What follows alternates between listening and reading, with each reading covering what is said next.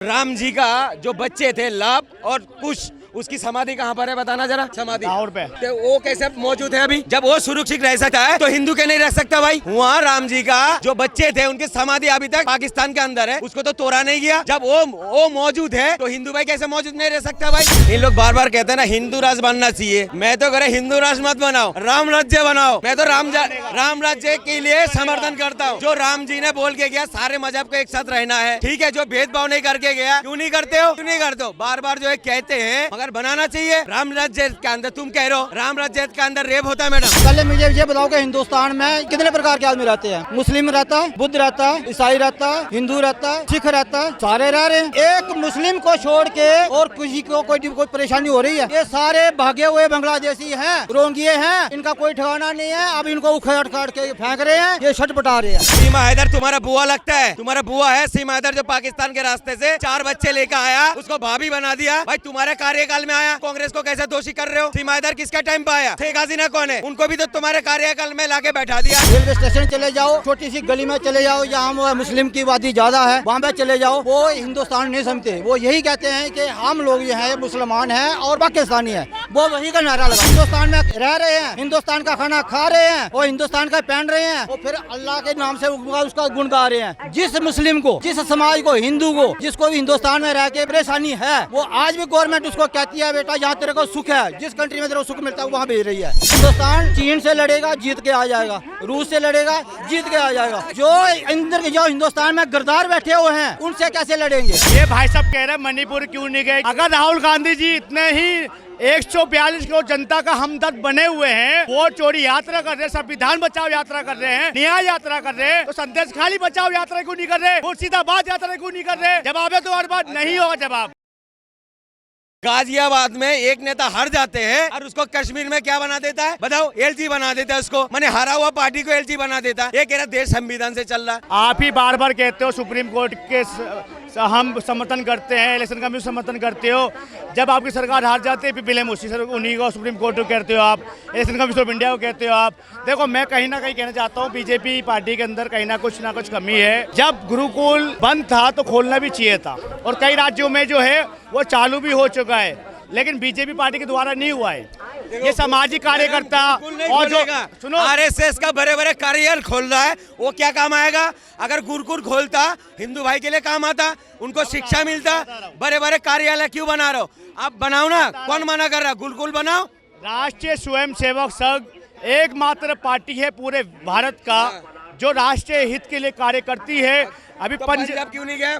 तुमने देखा कहाँ गया पंजाब में सबसे ज्यादा जो है हमारे क्या आरएसएस स्वयंसेवक जो है वहाँ सेवा कर रहे हैं, वहाँ पे जाके सेवा कर रहा है। आप वीडियो देखो ना, इनको नहीं पता है। मोदी जी बन आचार्य जी का बयान है, उन्होंने बोला कि हिंदू संकट में है, हर घर में हिंदू धर्म की पाठशाला होनी चाहिए। ऐसे बयानबाजी क्यों दे रहे हैं? वो हिंदू कहाँ से संकट में है?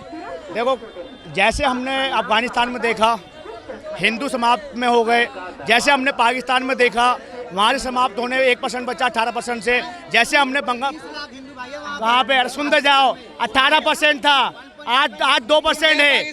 18% था, 2% रहेगा। सुनो 16% कहाँ गायब हो गए? अभी बांग्लादेश का हाल फिलहाल अभी बांग्लादेश का ले लो आप, किस तरीके से हिंदू घरों में जो है अत्याचार हो रहा है, बहन बेटी को साथ बलात्कार हो रहा है। तो उनके जिम्मेदार कौन है?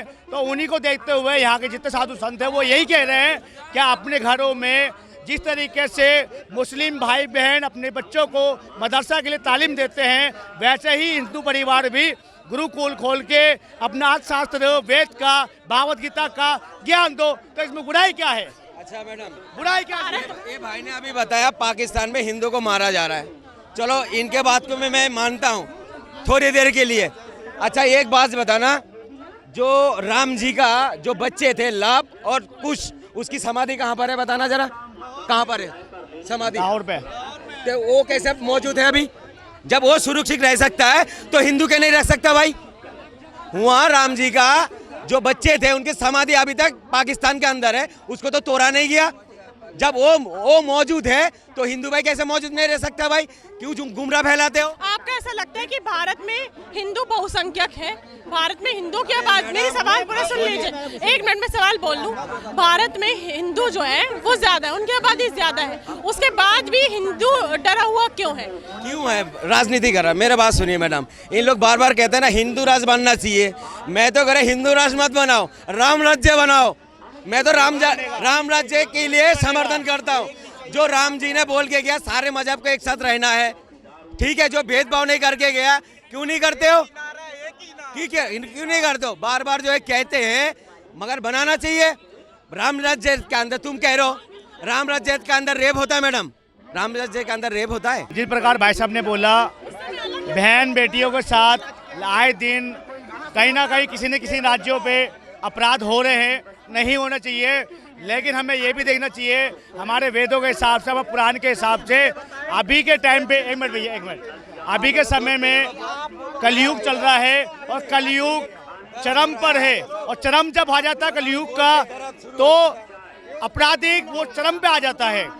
तमाम धर्मगुरु हैं जिनका बयान है कि हिंदू संकट में है, हिंदू की आबादी कम होती जा रही है, आवाज उठानी पड़ेगी। क्या आपके नजरिए में भारत में ऐसे कौन से राज्य हैं जहाँ पे हिंदू की आबादी लगातार कम हो रही है? एग्जाम्पल बता रहा हूँ ना, एग्जाम्पल के तौर पे केरल में ले लो आप, एग्जाम्पल के तौर में कर्नाटका में ले लो आप, झारखंड में ले लो आप, आसाम में ले लो आप। आसाम में जब से कौन सरकार थी लगातार रोहिंग्या बांग्लादेशी वहाँ पे आ रहे थे। क्यों आ रहे थे? क्योंकि कांग्रेस समर्थन था उसमें। लेकिन मैं वही कहना चाहता हूँ, क्या राजनीतिक इन चीज़ों में नहीं होना चाहिए? भारत के हर 120 करोड़ जो हिंदू संगठन, हिंदू बहुसंख्यक भारत में है, उनको भी सोचना चाहिए भारत के विकास के लिए, भारत के एजुकेशन के लिए, भारत के गुरुकुल के लिए, भारत के मठ के लिए, भारत के मंदिर के लिए और हर एक जनता के सेवा के लिए भारत एक हिंदू राष्ट्र होने वाला है और हो जाएगा। पहले मुझे ये बताओ कि हिंदुस्तान में जो हमारा हिंदुस्तान है, इसमें कितने आदमी, कितने प्रकार के आदमी रहते हैं? मुस्लिम रहता है, बुद्ध रहता है, ईसाई रहता है, हिंदू रहता है, सिख रहता है, सारे रह रहे हैं। किस एक मुस्लिम को छोड़ के और किसी को कोई परेशानी हो रही है? कोई आगे आया है लड़ने के लिए? ऐसी कोई जैसे बतौलेदार जी ये बोल रहा है वैसे बोलने को लिए कोई आया? कोई एक मिनट बस सुन ले पहले।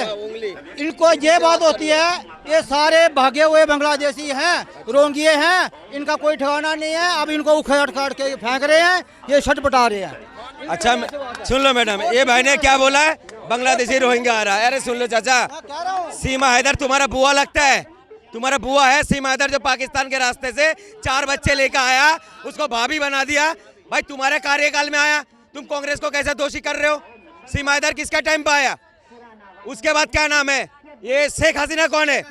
शेख हसीना कौन है? उनको भी तो तुम्हारे कार्यकाल में लाके बैठा दिया। ये दूसरे के लिए बोल सकते हो यार। सीमा हैदर आई है, आई है ना? वो क्यों आई है ये पूछो उसको, पूछो क्यों आई है? वो यहाँ पे आतंकवाद फैलाने के लिए आई है। अच्छा हाँ जी, वो जहाँ के लिए अगर जहाँ की 6 लाख मुस्लिम लड़कियां पाकिस्तान में जाके शादी कर रही हैं और जहाँ का फायदा ले रही हैं, वहाँ जाके पेट फुला के जहाँ आ रही है। हिंदुस्तान में ना मुस्लिम संगठन में ना हिंदू संगठन में, संगठन में वो है जो बिल्कुल कोई नहीं है। संगठन में वो है जो वहाँ से आए हैं बाहर से, बांग्लादेशी या जिन्होंने यहाँ गदर मचाया हुआ है, जिनका कुछ आगे पीछे नहीं है, वो परेशान है। पकड़ के बाहर करो ना, कौन मना कर रहा है? आचार्य जी का बयान आया है, उन्होंने बोला है कि पश्चिमी उत्तर प्रदेश में उनको ऐसा महसूस होता है कि वो मिनी पाकिस्तान है और मिनी पाकिस्तान बनता जा रहा है। कुछ जगह ऐसी हैं, जैसे रेलवे स्टेशन चले जाओ, रेलवे स्टेशन चले जाओ, छोटी सी गली में चले जाओ जहाँ मुस्लिम की आबादी ज़्यादा है, वहाँ पे चले जाओ, वो हिंदुस्तान नहीं समझते। वो यही कहते हैं कि हम लोग जो है मुसलमान हैं और पाकिस्तानी है, वो वही का नारा लगा। सहमत है ना कि पश्चिमी उत्तर प्रदेश में कहीं ना कहीं जगहें हैं ऐसी? लेकिन उन्होंने ये नहीं सोचा कि हम हिंदुस्तान में रह रहे हैं, हिंदुस्तान का खाना खा रहे हैं और हिंदुस्तान का पहन रहे हैं और फिर अल्लाह के नाम से उसका गुण गा रहे हैं। जिस मुस्लिम को, जिस समाज को, हिंदू को, जिसको भी हिंदुस्तान में रह के परेशानी है, वो आज भी गवर्नमेंट उसको कहती है बेटा यहाँ तेरे को सुख है, जिस कंट्री में तेरे को सुख मिलता है वहाँ भेज रही है। तो विवेक ओबेरॉय जो थे फिल्म बनाते, उसको तो कोई दिक्कत नहीं था हिंदू मुसलमान से। वो दुबई में जाके क्यों बैठ गया? दुबई का चार्टर है जाके, वो तो मोदी जी का पक्का सपोर्टर था, मोदी जी के लिए फिल्म भी बनाया। वहाँ जाके क्यों चाट रहा, शेखों का तलवा चाट रहा, जाके फ्लैट में रह रहा। उनको जाके दुबई में ही रहते हैं मैम। हिंदुस्तान से जो जाते हैं ना हिंदू भाई हमारे, वो जाके कहाँ रहते हैं? दुबई में ही जाके रहते हैं, क्योंकि वहाँ पे सुरक्षित मिलता है उनको। मतलब आप कहना चाह रहे हैं कि भारत में हिंदू सुरक्षित नहीं है? अब ये लोग ही कह रहे हैं हिंदू भाई। अभी तो आपने बोला दुबई जाके रहे। 110 करोड़ हिंदू भाई बोलते हैं कि हम खतरे में हैं, हम खतरे में। वो बोलते हैं, मोदी जी बोलते हैं कि हम खतरे में हैं। हाँ, तो किस वजह से खतरे में है बताएं? नहीं खतरे में होते तो फिर हिंदुस्तान में हर एक हिंदू भाई को हथियार चलाने की ट्रेनिंग नहीं दी जाती। किस वजह से खतरे में है ये बताएं? मुझे पता नहीं है मैम। लेकिन आप बोल रहे हैं कि खतरे में है। मुझे क्या पता, इनको पता। मैं बताता हूँ, हिंदुस्तान खतरे में बता रहे हैं ना, हिंदू खतरे में। हिंदू खतरे में है। जो कह रहा है ना वो भी सही कह रहा है। कैसे कह रहा है? वो इसलिए कह रहा है कि हिंदुस्तान जो है, हिंदुस्तान चीन से लड़ेगा जीत के आ जाएगा, रूस से लड़ेगा जीत के आ जाएगा। जो हिंदुस्तान में गद्दार बैठे हुए हैं, स्लीपर सेल्स जो बैठे हुए हैं, उनसे कैसे लड़ेंगे? अगर मेरा दोस्त है बांग्लादेशी, मैंने अपने घर में बसाया हुआ, मैंने उसकी आवाज नहीं उठा रहा हूँ, क्योंकि सबसे गद्दार गोद में जाके कौन बैठा बताओ? कौन सी भारत के लोग चाइना में जाके बैठा? मोदी जी बैठा चाइना के गोद में। उनको क्या बोलोगे? उनको क्या बोलोगे मोदी जी को, जो चाइना के गोद में जाके बैठ गया? अभी आपने बोला ना, क्यों बैठा जाके मोदी जी ने? अभी चाइना से घूम के आया, हाथ मिला के आया। तुम लोग छाती पीट रहे थे ना, चाइना गद्दार है, चाइना गद्दार है, पाकिस्तानी आतंकवादी देश है। उनके साथ मैच कैसे खेल लो? शर्म नहीं आता? मेरा सवाल है, क्या तू अपने मामा के घर में नहीं जाएगा?